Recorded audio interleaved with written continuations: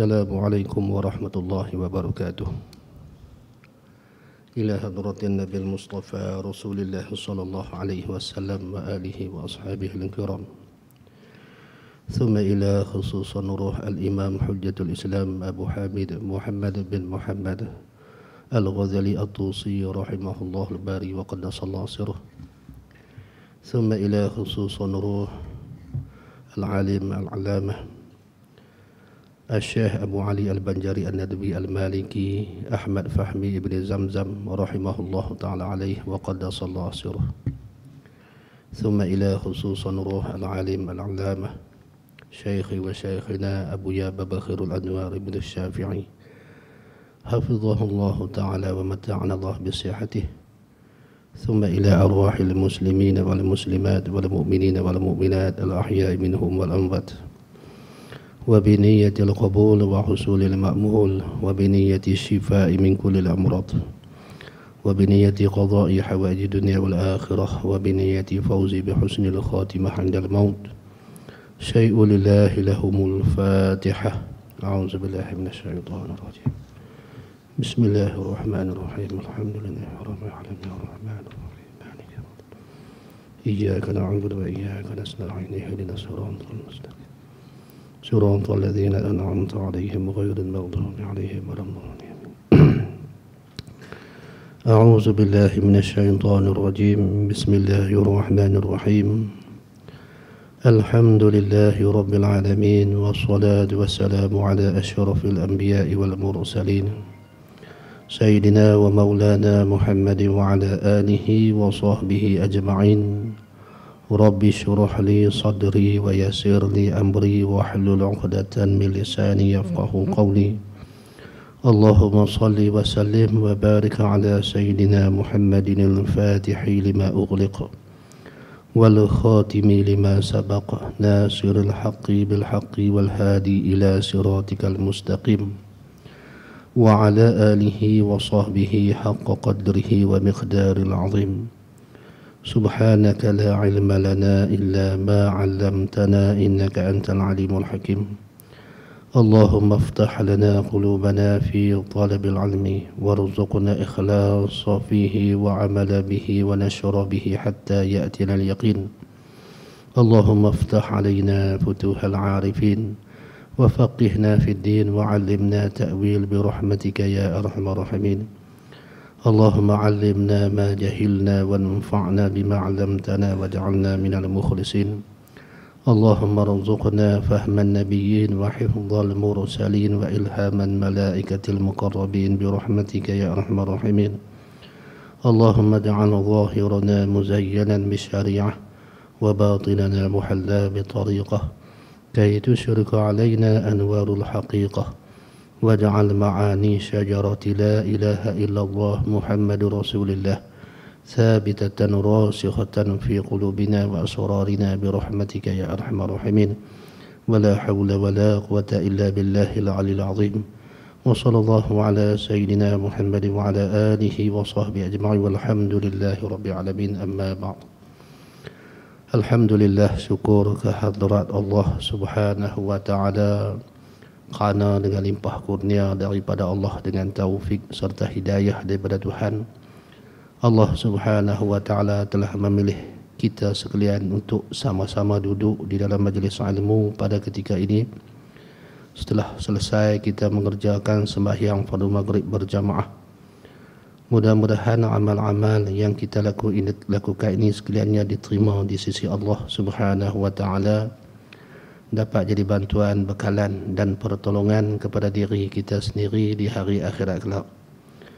Muslimin muslimat yang dirahmati Allah sekalian, kita sambung pengajian kitab Ayyuhal Walad karangan Al-Imam Hujjatul Islam Abu Hamid Muhammad bin Muhammad Al-Ghazali At-Tusi rahimahullah al-bari wa qaddasallahu sirruh, yang diterjemahkan oleh Al-Alim Al-Alamah Al-Syekh Fahmi Ibn Zamzam An-Nadwi Al-Maliki rahimahullah ta'ala alaihi wa qaddasallahu sirruh.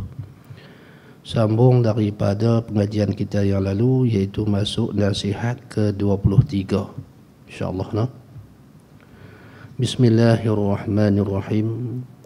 Faqala muallif rahimahullahu ta'ala wa nafa'ana bihi wa bi'ulubihi wa barakatihi fid darain amin ya rabbal alamin. Kata muallif rahimahullahu ta'ala, nasihat ke-23, yaitu tinggalkan 4 perkara. Al-Imam dalam nasihat yang ke-23 ini menyarankan ataupun menyuruh kita supaya meninggalkan 4 perkara, yang mana 4 perkara ini menjadi penghalang kita untuk sampai ke hadrat Allah Subhanahu wa taala, untuk sampai kepada keridaan Allah Subhanahu wa taala. Kata muallif rahimahullahu taala, wahai anakku yang tercinta. Yakni ini seruan al-Imam kepada anak murid beliau yang mengutuskan surat kepada al-Imam, bertanyakan kepada Imam beberapa masalah. Tu asal dibukukan kitab ni, no? Jadi itlaq ataupun atas jalan umum, wahai anakku yang tercinta ini juga kena kepada sekalian kita yang mengaji di sini. Bukan sahaja kena kepada anak murid Imam Ghazali, tapi kena kepada sekalian yang mengaji kitab ni, termasuk kita lah pada malam ni.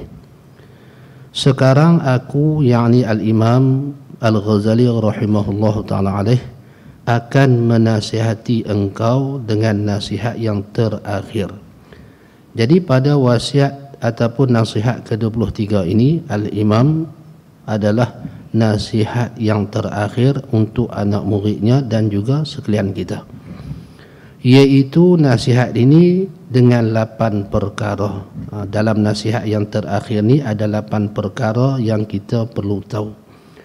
Maka terimalah nasihatku ini supaya ilmu yang ada pada dirimu, yakni diri kita sekalian itu, tidak menjadi hujjah untuk kemudaratan engkau pada hari kiamat nanti.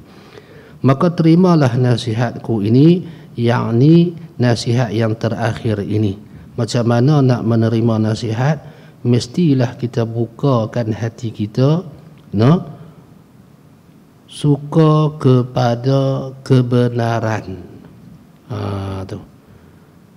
Kita suka kepada kebenaran, kita hidup di atas alam ni kerana nak cari kebenaran, keridaan Allah Subhanahu wa taala, nak cari petunjuk. Dalam apa jua perkara pun mestilah kita ingat kita amat memerlukan petunjuk, dan sumber petunjuk ataupun hidayah itu adalah ilmu. Petunjuk ni dalam bahasa Arab orang kata hidayah. Kalau bahasa mudah nak faham tu kesedaran. Mencari kesedaran dalam kehidupan kita, kita sedar diri, no? Jadi kita hidup ni, kalau kita baca suratul Fatihah tu dalam tiap-tiap kali kita sembahyang, mesti kita doa dengan ihdinas siratal mustaqim. Ya Allah, tunjukilah kami jalan yang lurus, hidayahkanlah kami, berilah kesedaran di dalam hati kami kepada jalan yang lurus, jalan agama Islam. Jadi petunjuk ni adalah yang paling penting sekali dalam kehidupan kita. Nak dapat petunjuk daripada Allah Subhanahu wa taala, nak dapat jalan yang lurus, mestilah kita bukakan hati kita untuk menerima petunjuk, menerima kesedaran. Macam mana nak buka? Tak boleh kita bersifat sombong dan tak boleh kita bersifat seperti orang yang sudah tahu. Yang tu. Tu cara kita nak menerima nasihat. Kalaulah kita tutup hati kita untuk menerima petunjuk, yakni kita anggap, kita kata diri kita ni sudah berilmu, diri kita ni sudah sempurna, diri kita ni tak perlukan bantuan-bantuan sesiapa, maka itu maksudnya kita dah tutup hati kita untuk menerima nasihat, menerima petunjuk. Orang yang tutup hati dia untuk menerima petunjuk, dia tak akan selamat. Dunia tak selamat, akhirat tak selamat. No? Jadi kata Al-Imam Al-Ghazali, terimalah nasihatku, yakni bukakanlah hati kamu sekalian, no, untuk menerima nasihatku ini. Tujuan dia pasal apa? Supaya ilmu yang ada pada dirimu itu ilmu yang ada pada kita, pengetahuan yang ada pada kita. Pengetahuan macam mana? Pengetahuan yang kita mengaji, ilmu yang kita mengaji, sekadar mana ada ilmu dalam diri kita, sekadar itulah yang kita akan dapat kebaikan di atas dunia ni. Takat tu saja, dia tak boleh lebih. Kalau ilmu agama kita ada 10, kita akan dapat kebaikan takat 10 saja. Tu pun kalau kita amalkan ilmu tersebut. Kalau kita amalkan ilmu tersebut. Jadi Al-Imamul Ghazali rahimahullahu ta'ala alaih suruh kita terima nasihat ni supaya ilmu yang ada kat kita, takat mana yang ada itulah, dia tidak akan menjadi hujah mudarat kepada kita di hari akhirat. Yakni ilmu tu akan kata, wahai Tuhanku, sesungguhnya aku ada di dalam hati si fulan ni, namun dia tak beramal dengan apa yang dia ketahui. Kena kan? Kena macam mana? Jalan atas titian sirat, dum jatuh bawah. Tu ilmu yang menjadi hujah mudarat kepada kita. Jagalah supaya ilmu ni tak menjadi hujah kemudaratan kepada kita, bahkan ilmu ni menjadi pembantu kepada kita, menunjuk kepada kita menjadi ilmu ataupun menjadi sesuatu yang mengangkat darjat kita di sisi Allah Subhanahu wa taala. Jadi dia ada topik yang asing untuk membahas ilmu-ilmu yang menjadi mudarat kepada kita ni. Kalau kita masuk syarah pada bab tu, dia jadi lari tajuk. Dia jadi lari tajuk. Jadi takat itulah saya bagi tahu. Yang pertama, berusaha dah menuntut ilmu agama sepuas-puas dia, sebanyak-banyak dia. Ilmu akidah wajib mengaji. Ilmu fiqh bab ibadat yang kita nak kena buat tu wajib mengaji. Ilmu tasawuf nak menyucikan hati kita daripada segala sifat-sifat yang tercela, supaya ibadah kita tu tak ditolak, supaya ibadah kita tu jadi sempurna keikhlasannya, wajib mengaji. 3 ilmu yang wajib kita mengaji. Kemudian bukan sekadar kita mengaji saja, bukan sekadar kita ambil tahu saja, kita wajib beramal dengan ilmu-ilmu tersebut. Tu hak yang asas. Kemudian ditambahlah lagi dengan perkara-perkara yang lain. Kalau kita kahwin, kita kena tahulah ilmu nikah kahwin. Apa tu nafkah, apa perkara-perkara yang membatalkan perkahwinan, dan sebagainya. Habis. Kemudian kata muallif rahimahullahu taala, 8 perkara ini terbahagi kepada 2. 8 perkara yang al-imam nak nasihat kita tu pecah 2 pula. 4 perkara daripada 2 bahagian tu mesti engkau tinggalkan. Yang ni wajib kita kena tinggal. 4 perkara daripada 8 tu mesti kena tinggal. Kalaulah benda tu ada pada kita, kita bersifat dengan 4 perkara tu, wajib kena tinggal. Kalaulah kita dah suci daripada 4 perkara ni, wajib bertahan supaya dia tak menghinggap pada hati dan diri kita, supaya kita selamat di dunia dan akhirat. Dan 4 perkara lagi mesti engkau laksanakan, dan 4 perkara lagi mesti kita kena buat. Kalaulah kita belum buat, kita kena buat. Kalaulah kita sudah buat, kita kena istiqamah teruskan 4 perkara tu. Adapun 4 perkara yang mesti engkau tinggalkan, maka al-imam didahulukan dengan perkara yang mesti kita tinggalkan. Kerana kaedah apa? Kaedah al-imam mendahulukan menyuci daripada menghiasi. Tu kaedah dia. Tinggal itu maksudnya kita nak suci diri kita daripada perkara tak baik ni. Kemudian lepas tu barulah kita amalkan 4 perkara, yang kita hiaskan diri kita yang dah bersih tu dengan 4 perkara yang kita nak kena buat. Perkara pertama, hak pertama daripada 4 perkara yang mesti kita kena tinggal, bahawa seboleh-bolehnya jangan engkau bertengkar dengan seseorang pada apa jua masalah. Jangan berkelahi, jangan bergaduh, jangan bertengkar. Kerana bertengkar ni punah iman kita, punah amalan kita, punah akhlak kita. Jangan ada sifat perongoh langsung dalam hati kita. Sebaliknya, kalau ada perkara yang kita tak bersetuju dengan orang lain, diamkan saja. Diamkan saja, beralih dada kita pi ke arah lain. Jangan takut orang nak kata dia ni kalau bercakap duk kalah, jangan takut. Kerana bertengkar ini kemudaratan dia amat banyak, sama ada dalam perkara dunia ataupun perkara agama. Baik, bertengkar tu dengan seseorang pada apa jua masalah, sama ada masalah dunia ataupun masalah agama. Adapun masalah agama, dia ada tilikan dia ada huraian dia. Sekiranya masalah-masalah tu bukan dari sudut akidah, maka elok kita diamkan. Sekiranya perkara tu dalam masalah akidah, maka kita cakap sekadar yang kita mampu, dan kita elakkanlah berlakunya pertengkaran, kerana pertengkaran itu lebih membawa kepada kemudaratan. Jangan bertengkar. Macam kita semualah ada isteri, sehari berapa kali bertengkar? Masa muka dengan bini. Kalaulah kita sehari 2 kali bertengkar, ataupun seminggu 2 kali bertengkar, sebulan 4 kali 5 kali, yang bertengkar tu satu perkara yang sia-sia. Kalau orang tu ada cukup ilmu tentang rumah tangga, dia tak akan bertengkar dengan bini dia, bini pun tak akan bertengkar dengan tok lelaki. Damai-damai saja, insya-Allah taala. Kerana bertengkar tu boleh mengeraskan hati kita. Kata muallif rahimahullah taala, kerana pertengkaran itu mengandungi bermacam-macam penyakit. Kerana bertengkar ni, dalam bertengkar tu terdapat bermacam-macam penyakit, penyakit rohani, penyakit batiniyah orang panggil, penyakit hati. Orang yang suci hati dia, bersih hati dia, sama sekali dia tak akan bertengkar. Seperti mana Rasulullah sallallahu alaihi wasallam, dia tak akan bertengkar dalam apa jua perkara tu. Kerana asas daripada menyelesaikan masalah ataupun asas perhubungan sosial kita, mahabbah, dia bukan cengih, bukan bertengkar.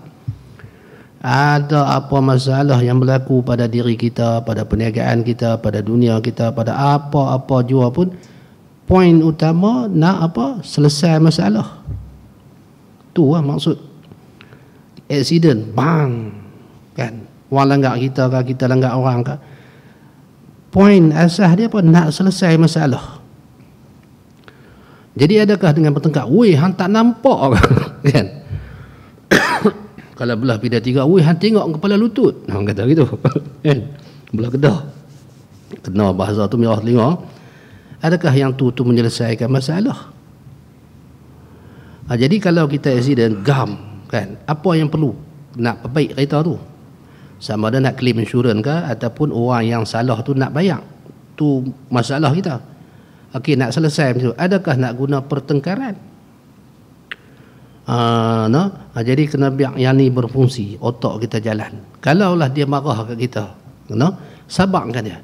Macam ni bang, lah ni kita nak selesai masalah, bukan kita nak bergusti. Lah ni mai kita cakap elok-elok, kok mana pun accident jadi dah kan. Tapi oleh kerana nafsu kita, kemudian campur dengan duk kena tipu dengan iblis, campur dengan hati kita kotor, itulah dia jadi tak puas hati. Masalah yang simple tak boleh diselesaikan, dia mai bebai kuat.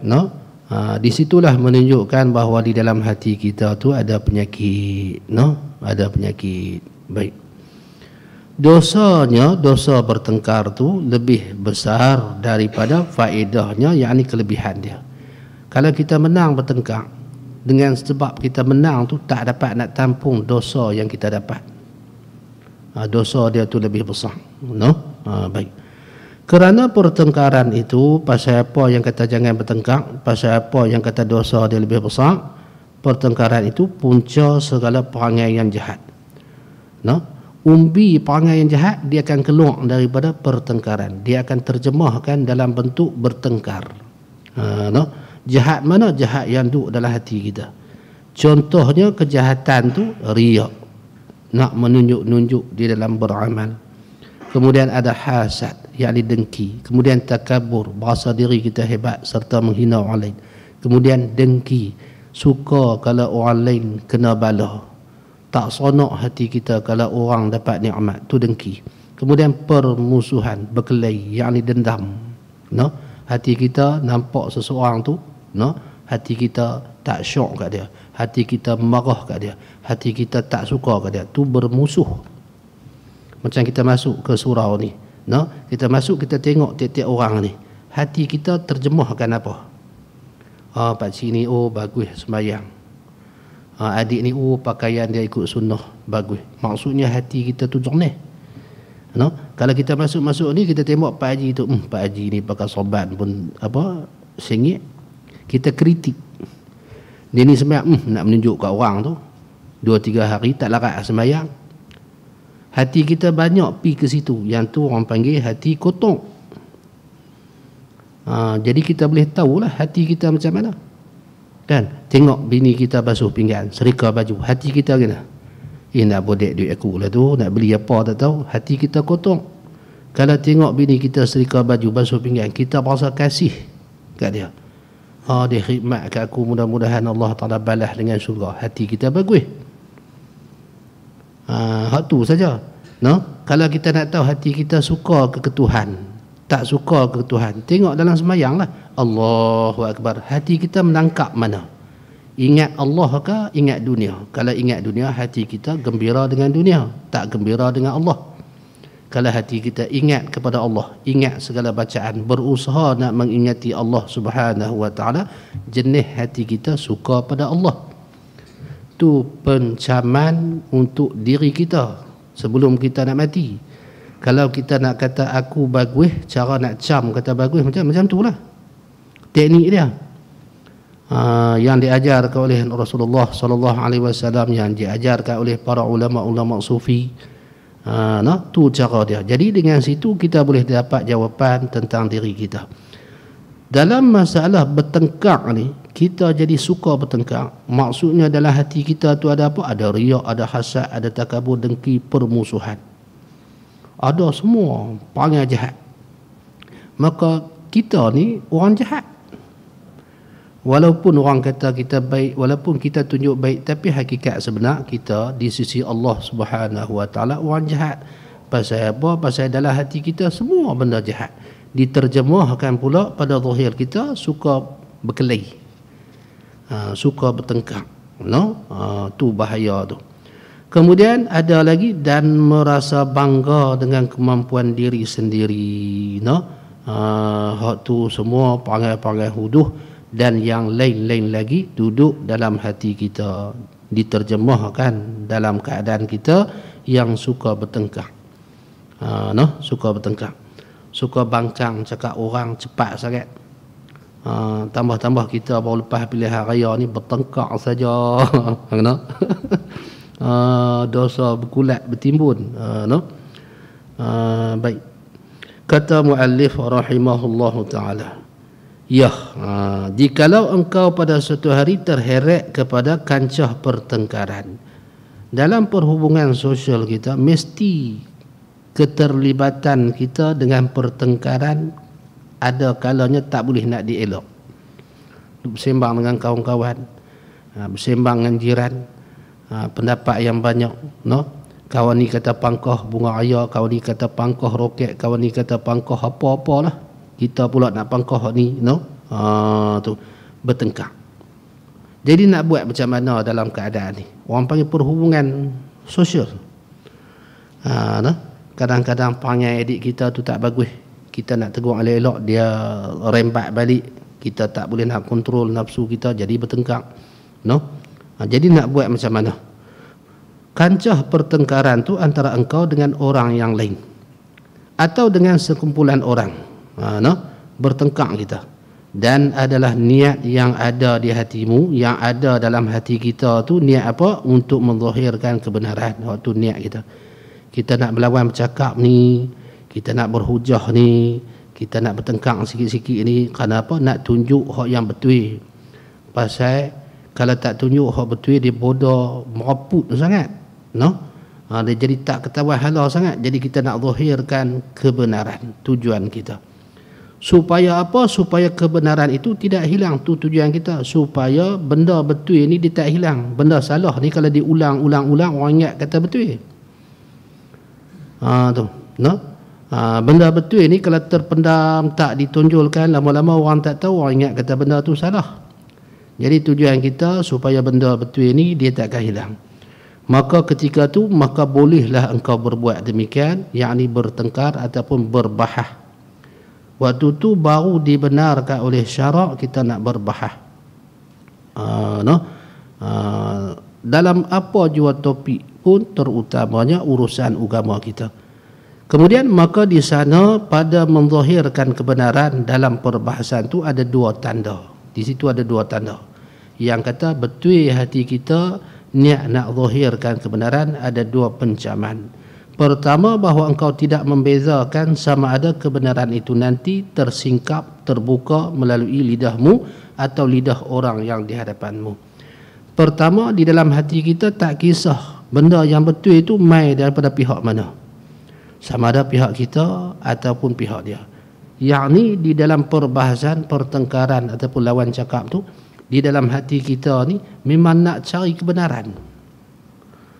Kita tak pegang hak kita tu betul. Kalau ada hujah yang boleh membataskan yang kita tu betul, yang kita tu salah, maka kita akan terima pihak dia. Yang tu betul lah maksud dia. Memang hati kita memang niat kepada nak cari, nak menzahirkan benda yang sebenar. Tapi kalau di dalam hati kita, kita nak berhujah tu, nak pegang hak kita, nak suruh orang terima apa yang kita cakap, yang tu tak betul. Macam kita mesyuarat, mesyuarat AJK surau ni, semua kena ada sikap macam tu, mengeluarkan cadangan. Ni cadangan kita. Adakah cadangan kita tu sempurna? Adakah cadangan kita tu betul? Adakah cadangan kita tu mantap? Nanti dulu, biar bahas dulu. Waktu kita nak huraikan, waktu kita nak bentangkan cadangan tu, dalam hati kita, sikap kita macam mana? Kita pun tak tahu kata apa yang kita cadang ni bagus ke tak. Kena ada yang tu dalam hati. Baru dia tak ada isu kedai kopi. Aku cadang cantik dah, dia pergi tolak. Kan? Baru selamat kita dalam urusan-urusan apa pun. Baik, no? Kemudian yang kedua, bahawa perbahasan itu lebih disukai sendirian, dilaksanakan di tempat yang tertutup daripada tempat yang dihadiri oleh orang ramai. Yang keduanya, perbahasan apa yang dibincangkan, apa yang didebatkan tu mestilah pada tempat yang tertutup, orang lain tak tahu. Hari ini sikit-sikit nak masuk TV, suruh orang nilai. Yang tu sebenarnya tak bagus, dia merosakkan masyarakat.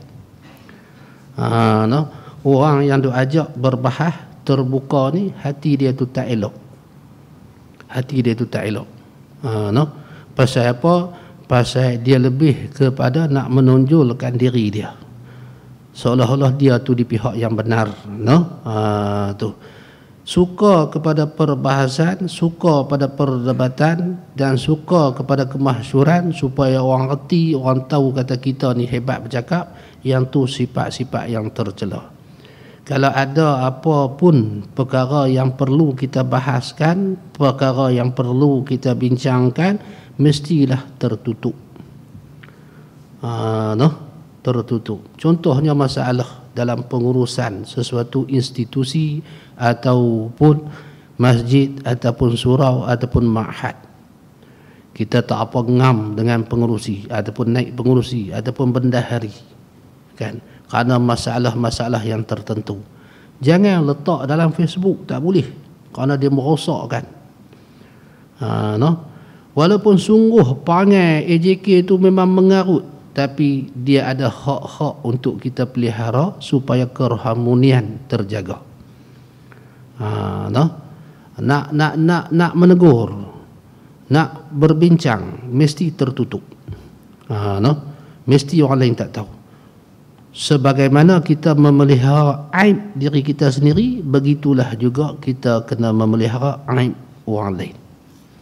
Barulah sesuatu organisasi barulah sesuatu jabatan ataupun apa-apa pangkat ataupun apa-apa saja akan bertahan sampai ke hari kiamat. Barulah dia tak rosak. Macam saya ada pondok lah dengan kawan-kawan. Bukan senang nak buat pondok yang ada 4 kepala. Kawan ni lagu ni, kawan ni lagu ni, saya lagu ni, kawan ni lagu ni. Tapi macam mana dah 10 tahun, 11 tahun kami boleh bergerak, alhamdulillah. Pasal apa? Pasal masing-masing tak mau berkelahi. Masing-masing mengaji kitab. Masing-masing ada matlamat nak bawa umat Nabi SAW jadi baik sikit daripada sebelum ni. Ada orang nak bagi duit banyak, ada orang nak bagi ni, nak suruh buka buat masjid besar-besar. Saya tanya mereka, awak nak suruh saya ganti Universiti Azhar ke? Kan? Ataupun nak ganti UIA? Mana padan? Kecil sudahlah. Jadi pondok ni yang kami buat cuma kelangsungan. Depa main mengaji sini, habis Ya'natul Talibin, habis Bajuri Ibn Qasim, habislah kitab-kitab pertengahan ni pi sambung ke Azhar. Sana ulama lagi hebat, lagi besar, lagi terror pada kami. Jadi padan buat pondok kecil-kecil, belanja pun sikit-sikit, maju tarik su kambing buat macam tu kan. Yang tu. Jadi perbincangan apa pun segala masalah diselesaikan dengan nak kepada penyelesaian. Hak tu yang ada dalam hati tu. Bukan nak menang, alhamdulillah. Baik. Jadi begitulah keadaan kita apabila ada masalah, ada apa-apa sahaja perkara mestilah diselesaikan secara tertutup. Tu. Kalaulah Tuhan bagi kepada kita satu pangkat agama. Apa pangkat agama? Ustaz pondok, Ustaz Ma'had, AJK Ma'had, tu pangkat agama. Maksudnya amanah agama dekat kita. Kita lah biro dakwah, kita bendahari ataupun apa-apa institusi agama ataupun benda-benda agama yang kita gerakkan. Maka yang tu amanah. Tuhan nak suruh kita buat kerja agama. Sebab Tuhan nak bagi syurga kepada kita dengan pahala berkhidmat kepada agama. Itulah kefahaman yang perlu kita ambil dan kita faham. Dari segi sudut jumlah ikhtiari ataupun maqam al-asbab, jalan asbab memang orang cadang kita sebab orang nampak kebolehan kita.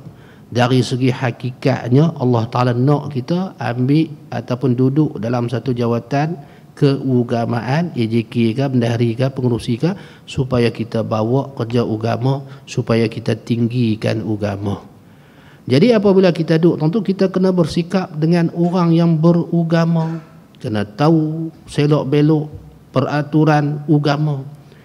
Kalau terjadi sesuatu perkara ataupun masalah di dalam AJK kita ataupun persatuan kita, mestilah diselesaikan mengikut agama. Tak boleh selesai ikut hawa nafsu. Kenapa? Pahalanya besar, bala pun besar juga. Pasal Tuhan nak tanya nanti. Hang jadi AJK biro dakwah dulu, pasal apa? Waktu hang pegang tu, orang main mengaji paling tinggi 2 orang ya. Hang dengan ni. Apa iklan yang hang buat? Nak bagi agama aku masyhur di tempat hang. Tuhan tanya, cik, baca kitab hadis dalam Bahrul Mazi pun ada. Yang tu hang aku angkat, aku bagi jadi tok guru pondok kan. Pasal apa waktu anak murid mai nak mengaji hang lena. Sakit semua tu. Baik, jadi sungguh-sungguh, kena sungguh-sungguh tuan-tuan. Habis Tuhan tanya, kalau di padang mahsyar tu, kalau kita mengaji kitab tafsir surah Yasin tu dah ada 10 tempat, duduk tepi masjid surau pun kena tanya.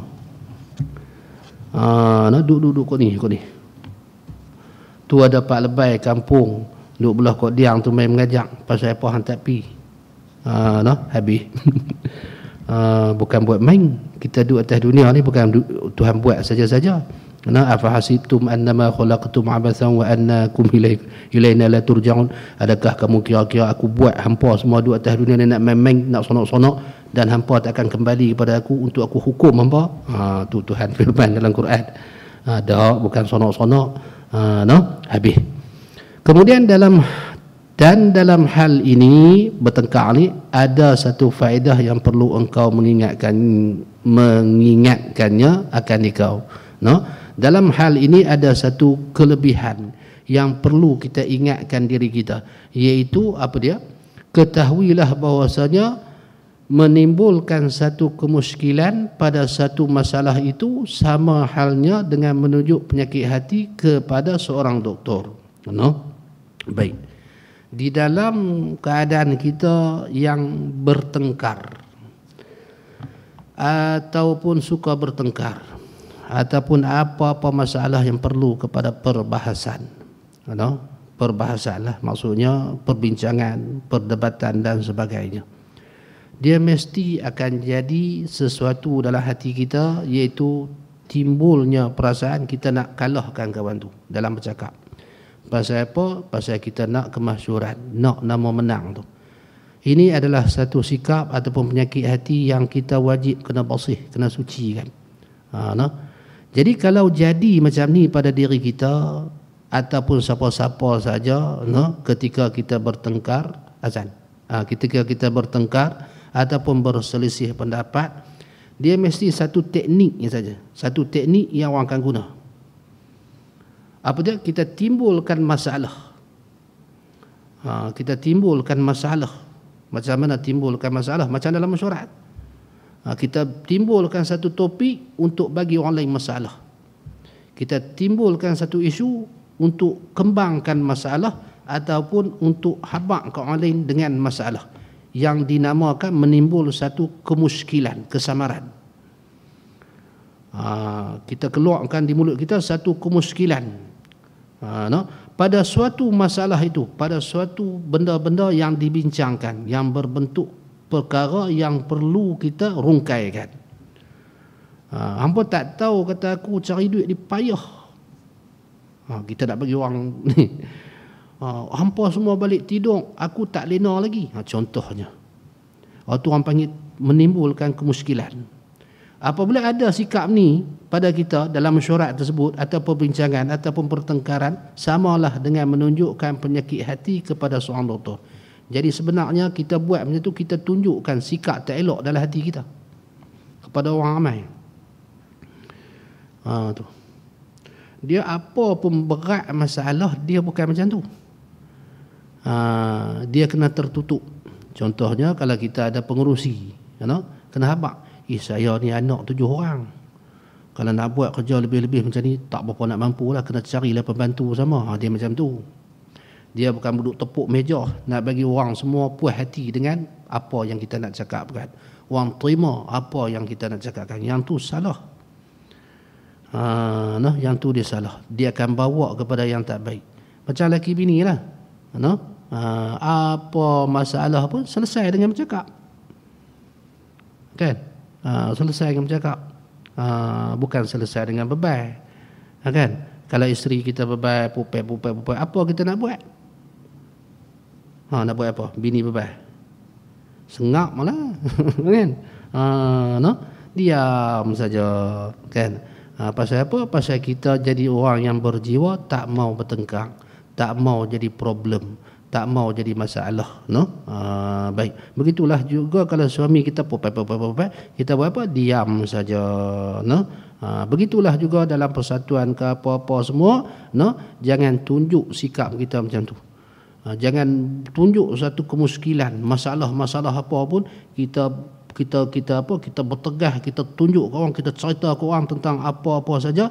Hak tu seumpama menunjukkan perkara-perkara buruk di dalam hati kita.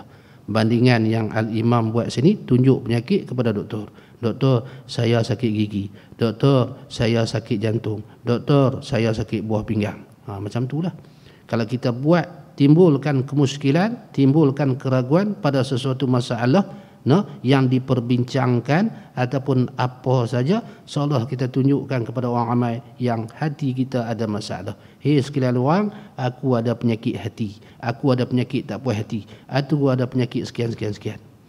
Jadi nak selesai macam mana? Kalau kita tak mampu dalam satu urusan, sengap-sengap, sunyi-sunyi pergi cerita. Ataupun cerita dalam mesyuarat pun tak apa. Saya nak cerita sikit masalah yang saya tanggung sekarang ni.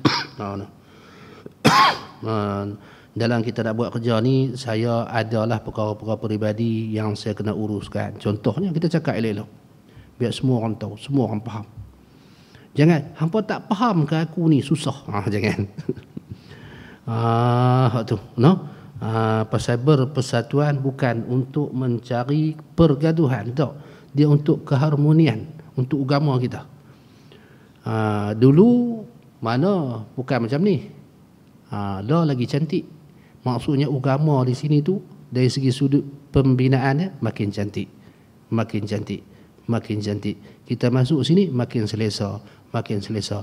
Nak jadi macam ni, dia kena ada orang yang berusaha, orang yang buat kerja. Dan orang yang buat kerja tu akan diberi pahala ganjaran yang lebih hebat daripada dunia ni di hari akhirat nanti. Ambil yang tu. Ambil ganjaran Allah. Tu waktu tujuan kita buat ma'had, tujuan kita buat organisasi nak bantu orang ke sebagainya, begitulah juga pemerintahan dan sebagainya. Tujuan memerintah ni nak selesai masalah rakyat, bukan nak habaq masalah ke rakyat. Hutang banyak, hoknu banyak, bukan. Itu bukan tujuan pemerintahan. Tujuan pemerintahan nak selesai masalah rakyat. Apa masalah lah? Telur tak ada. Okay. Selesai ya. Gaji ambil lah. Sebulan 20,000 pun tak apa. Tak payah duk tolak lah gaji tu ambil. Kan? Sebulan 100,000 tak apa ambil. Tapi buat kerja biar selesai. Jalan pida kat nu, jalan pida kat ni. Kan? Macam kami di Kedah tu. Dia tak perlu TikTok, tak perlu apa, tengok menteri besar mai duk cekok pinggang pasal jalan berlubang. Esok settle. Kan? Belah-belah tu buka paip ayak keluar keruh. Tengok petang tu menteri besar duk cekok pinggang duk tengok paip. 3 hari mai tukar paip. Mai ni kami sonoklah. Dia nak macam tu. Jadi dia ada maksud semua dalam kehidupan kita. Pemerintahan ada maksud dia, persatuan ada maksud dia. Semua tu kita nak olah bagi kebaikan kepada kita dunia dan juga akhirat. Habis. Jangan timbul kemusykilan. Jangan buat bagi susah orang panggil. Kemudian kata muallif rahimahullahu taala, dan jawapan yang diberikan kepada kemusykilan tersebut sama pula halnya dengan usaha yang dibuat untuk merawat penyakit hati itu. Apabila seseorang yang timbulkan kemusykilan, samalah dia timbulkan penyakit dia pada seorang doktor. Dan jawapan yang kita nak berikan kepada kemusykilan samalah seperti kita usaha nak ubatkan hati orang yang timbulkan kemusykilan. Habis. Masuk dah Aisyah. Tak kira sikit je. Sikit je. Kata muallif rahimahullahu taala, dan ketahuilah bahwasanya orang yang jahil itu ialah orang yang sakit hatinya. Kita kena tahu sungguh-sungguh, belajar sehingga kita tahu orang yang sakit hati ni, hati sakit, hati rohani dia sakit, iaitu orang yang jahil, orang yang tak ada ilmu. Apabila kita duduk dalam keadaan jahil, terutamanya jahil dalam perkara agama, maksudnya hati kita tu adalah hati yang berpenyakit, hati kita sakit. Sebanyak mana kita buang kejahilan pada diri kita, terutamanya kejahilan agama, maksudnya kita sudah merawat hati kita daripada sakit yang teruk. Kena hilangkan kejahilan. Kejahilan tentang ibadat yang Tuhan suruh kita buat, sembahyang, zakat, puasa, kena biar hilang. Kejahilan tentang akidah yang ada dalam hati kita, bab sifat-sifat Allah, kena bagi hilang. Kejahilan tentang cara-cara nak menyucikan hati. Macam mana nak buang riak, macam mana nak buang takabur, macam mana nak ikhlaskan hati, kita kena buang. Biar kita alim, biar kita tahu cara-cara macam mana nak ibadat, macam mana akidah yang betul, macam mana nak cuci hati kita. No? Dan para ulama adalah sebagai doktor yang pandai mengubatinya kejahilan. No? Yang dapat mengubati penyakit kejahilan ni orang-orang alim rabbani, orang-orang yang Allah Subhanahu wa taala berikan ilmu yang berkat, yang bermanfaat kepada mereka, yang kita namakan ulama. Jadi jangan takut nak hampir dengan ulama. Jangan takut kita nak cari ulama. Kalaulah kita nak bersihkan hati kita daripada sifat jahil, kita kena cari tok guru. Kena cari majlis ilmu. Janganlah hati kita tu kita biarkan dalam kejahilan, kerana hak tu penyakit yang cukup besar. Kemudian, dan orang yang alim tetapi belum sempurna ilmunya. Dia alim, dia ada ilmu, tapi ilmu dia belum sempurna. Tak sempurna ilmu dia, pentarbihan rohani dia belum sempurna. Atau doktor yang bukan pakar tidak layak melaksanakan perubatan. Ataupun doktor tapi dia tak pakar, dia tak layak untuk melaksanakan perubatan. Begitulah juga orang yang alim yang belum sempurna ilmu dia, dia tak boleh melaksanakan perubatan. Dia tak mampu nak berubat orang. Tu. Macam ada seorang tu, belah tunjang. Dia ni takut sakit. Dia duk berasa sakit dada dia kan. Dia berasa sakit belah hati dia ni, apa belah ni. Orang duk suruh pergi berubat, dia tak mau. Tak payahlah aku makan ubat kampung lah. Dia takut sungguh. Lah kat kita habaq lah. Kalau nak hidup lama, pergilah jumpa ambil ubat. Kalau nak hidup sihat, habaq nak mati tak mana, kami nak korek siap-siap. Pergi selalu tuan-tuan. Duk esok start motor pergi. Tapi oleh kerana dia takut kat doktor, dia takut doktor tu tahu kata dia sakit jantung ke apa, dia pergi habaq sakit pinggang. Dapat ubat urat, minyak angin, dapat ubat angin. Aku makan ubat doktor bagi tak lega. Sungguh lama dia sama dengan nak lega. Hampir kelentong doktor tu pasal apa? Yang duk sakit tam dada, hampir habaq sakit tam pinggang. Cek pinggang apa semua, tekanan darah semua okey kan. Dapat ubat angin. Yang tu orang tak mau berubat penyakit. Jangan kita jadi macam tu kan. Baik. Begitulah kata Syekh, kalau orang alim tapi ilmu dia tak sempurna, dia tak mampu nak mengubati orang. Samalah dengan doktor, macam doktor tadilah. Kalau doktor pakar ni tuan-tuan, saya biasa 2 kali pergi. Memang tak lecong. Kita berjalan masuk tu, dia tengok tu, dia tahu. Duduk depan dia tu. Kalau pakar, kalau doktor biasa ni, orang boleh cong macam tadilah. Sakit tadi di pihak bank tadi, cek lelah dapat ubat angin kan. Doktor pakar tak lecong. Ditanya tu sampai kita terjerat. Sampai kena mengaku. Kalau orang nak lari, tu doktor pakar kan. Kalau di Kedah tu KKMC tu Datuk doktor apa dah, pakar jantung tu. Tu.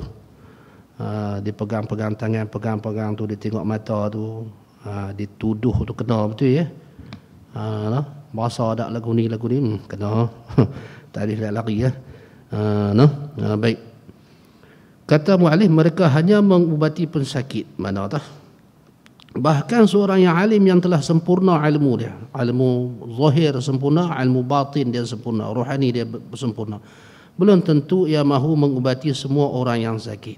Belum tentu dia mau berubat semua orang sakit walaupun dia sempurna ilmu dia. Mereka hanya mengubati pesakit yang diharapkan boleh sembuh atau dapat diubati. Begitulah Tok Guru.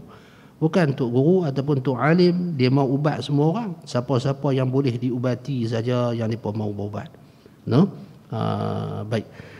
Jika seandainya penyakit itu sangat kronik sekali, sangat susah untuk diubati atau memang sudah tidak ada jalan untuk diubati, maka kepandaian seorang doktor itu bahawa ia berkata orang ini sudah tidak dapat diubati. Yang tu.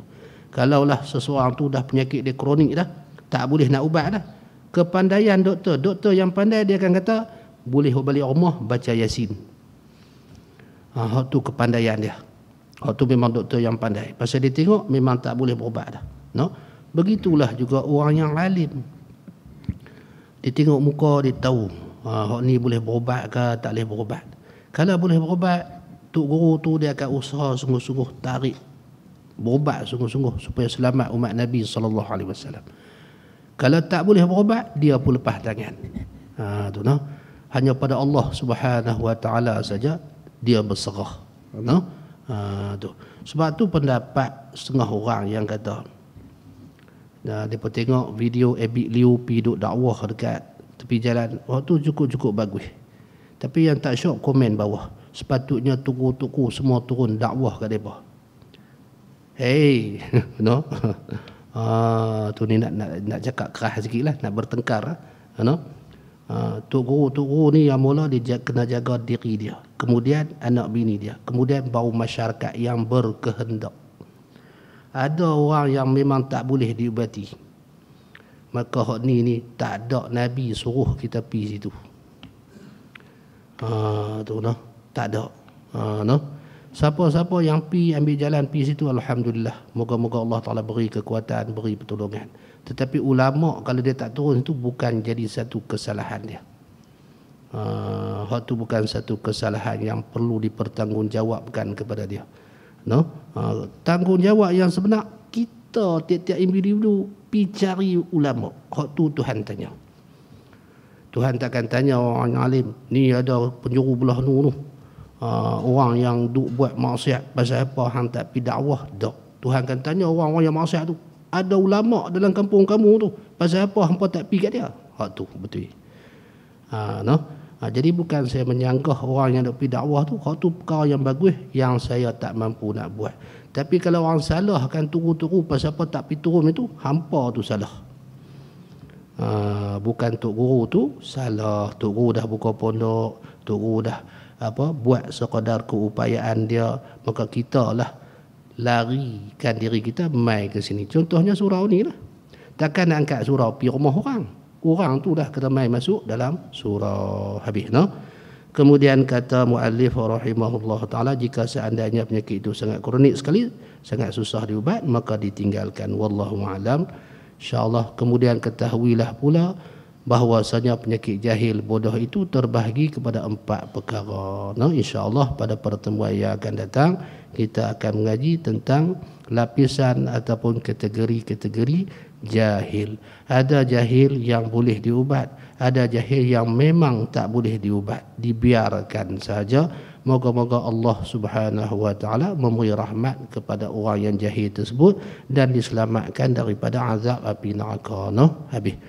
Wallahu a'lam. Ada apa soalan nak tanya? Ada soalan tak? Tak ada, no? Subhanakallahumma wa bihamdika asyhadu an la ilaha illa anta astaghfiruka wa atubu ilaik. Bismillahirrahmanirrahim. Al-'asr innal insana lafi khusr illa alladhina amanu wa 'amilus solihati wa tawasaw bil haqqi wa tawasaw bis sabr. Bismillahirrahmanirrahim. Alhamdulillahi rabbil alamin wassalatu wassalamu ala asyrafil anbiya'i wal mursalin wa ala alihi wa sahbihi ajma'in. Allahumma jam'ana hadha jam'an marhuma wa tafarraqna min ba'dihi tafarraqan ma'suma maghfura bi rahmatika ya arhamar rahimin. Rabbana atina fid dunya hasanah fil akhirati hasanah wa qina azaban nar. Wa sallallahu ala sayyidina Muhammad wa ala alihi wa sahbihi wa sallam. Alhamdulillahi rabbil alamin.